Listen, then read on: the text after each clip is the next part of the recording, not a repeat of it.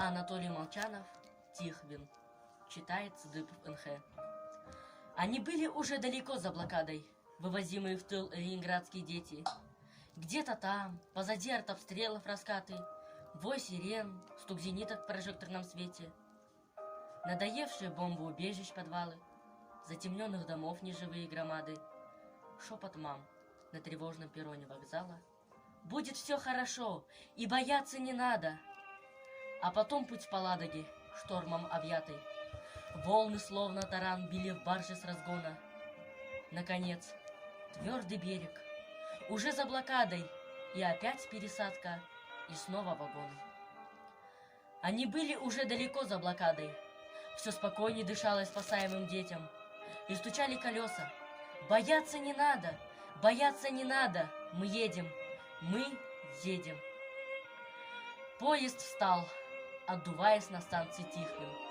Паровоз отцепился, поехал пить воду. Все вокруг, как во сне, было мирным и тихим.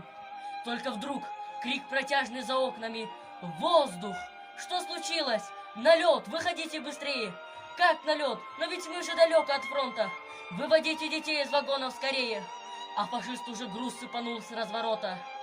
И опять свисты вой души детские рвали, словно дома, в кошмарной тревог круговерти. Но сейчас дети были не в прочном подвале, а совсем беззащитны, открыты для смерти. Взрывы встали стеной в стороне за домами. Радость робко прорвалась сквозь страх. Мимо! Мимо!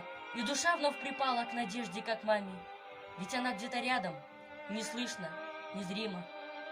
А над станцией снова свистит, воет, давит. Бомбы к детям все ближе, не зная пощады. Они рвутся уже прямо в детском составе.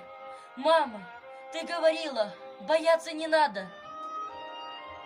Есть на Тихвинском кладбище, старом, зеленом, место памяти павших героев сражений.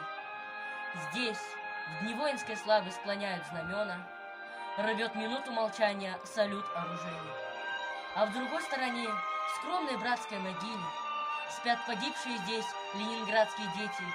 И цветы говорят, что о них не забыли, что мы плачем о них даже в новом столетии.